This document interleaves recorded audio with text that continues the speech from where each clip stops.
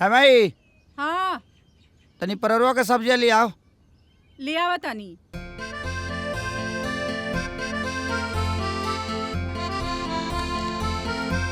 ले खो, तनी और दे। ले खो। कहीं आदमी के सब मत खिया दो और यो लोग बा खाए वाला। मैंने चैन नाम के चीज जीवन में नहीं खड़ा हुआ। हाँ कामर साहब, अब हम तरकारियों का जीएसटी काटिए के खाई। ए चुपचाप खेबे न ते, हैं? अरे ओ लइकिया कौन रहे रे, जोन मंगनिया में इतना बढ़िया नचले रहे? हाँ, हमके क्या पता बा कौन हमारे ऑर्केस्ट्रा के मालिक हई? हाँ हाँ, तो तहरा के कहाँ से मालूम रही? चली जी, मंगनी तो बढ़िया बढ़िया से बीत गई। अब भगवान के दया से बियाहो बढ़िया से हो जाए। हाँ लगभग तैयारी तो सब होइए गइल बा। कल बाजा वाला के सवारी वाला के भी बुलौले बानी। अच्छा अच्छा, वो काल तय हो जाई। अका जी वो हजाम कार्ड बांट देलस? कहत रहले तो कि बटा गइल बा, कल भैया के भी काट दिया जाई। आता रउआ जाके दे देब। अच्छा सुनी ना, हम खाना लगावतानी, रउआ आके खा लेब। आ दीपक कहाँ बड़ा? आ दीपक कमरवा में होई, रउआ ओकरा के बुला लिही ना। बाबू ए दीपक, सूत गए का हो? दीपक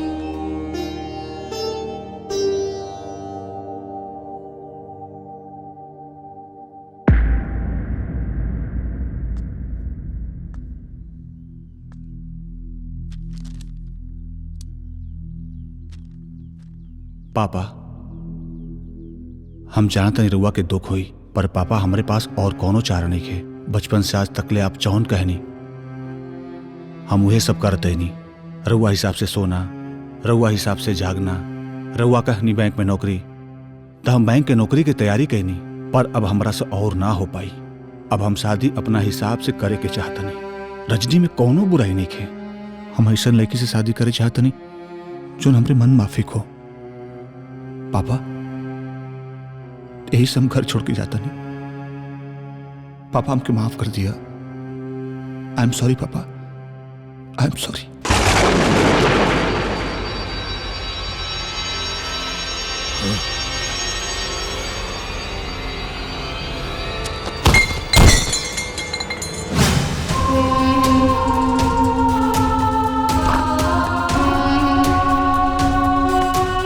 बाबूजी, बाबूजी, माई।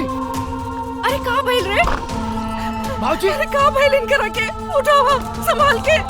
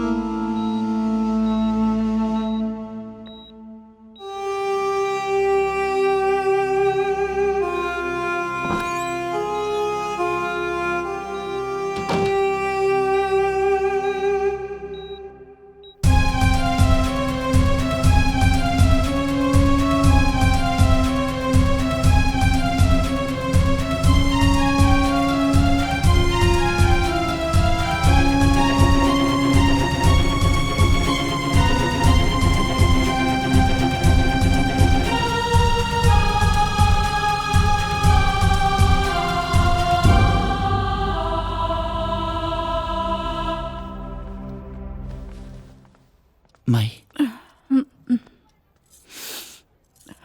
चलो।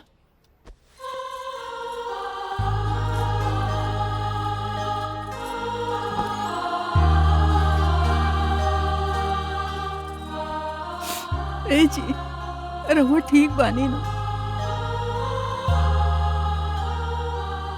रहुआ ठीक है ना? हाँ ठीक बानी।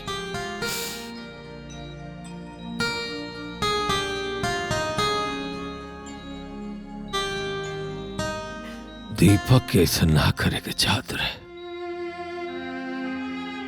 बताओ ओकरा बियाह ना करे के रहे तो पहले नु बतावे के चाहिए। घर छोड़ के भाग गए। शंकर भैया के जब पता चली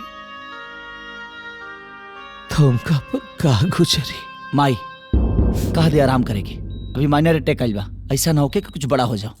देखिए पेशेंट के आराम करे दी, रउआ सब बाहर जाके इंतजार करी। शांत हो जाए। ठीक बा जाइए।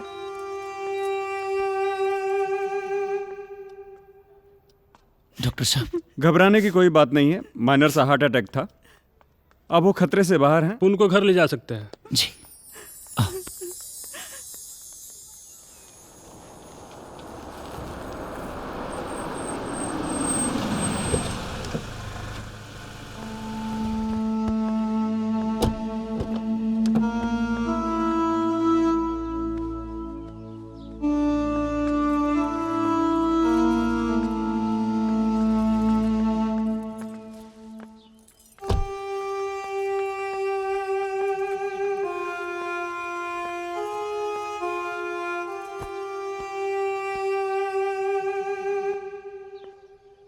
साहब, मास्टर साहब, हे मास्टर साहब। हम देखा था नहीं।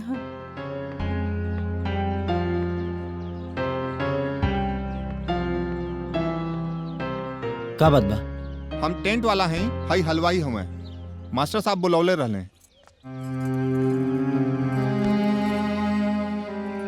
नमस्ते मास्टर साहब। नमस्ते मास्टर। राम बात ऐसा बा कि शादी कैंसिल हो गई बा। हमार बड़ भाई घर छोड़ के भाग गए बड़े। हाँ? जी अब लोग जा सकिले। तब हमनी के चले के। नमस्ते मास्टर साहब। नमस्ते। नमस्ते। नमस्ते। प्रणाम। चलो। गांव के लोग के हम कैसे मुंह दिखाए? बताओ लोग का कही?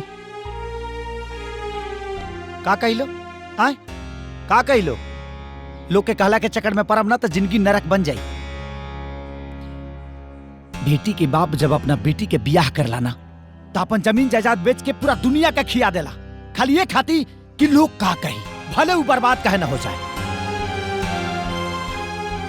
यहाँ तक ले कि मातम भी होला ना तो लोग दही चिवड़ा पूरी बुनिया सब कुछ खियावेला, दान दक्षिणा तक देला, खाली ये खाती कि लोग खा कही।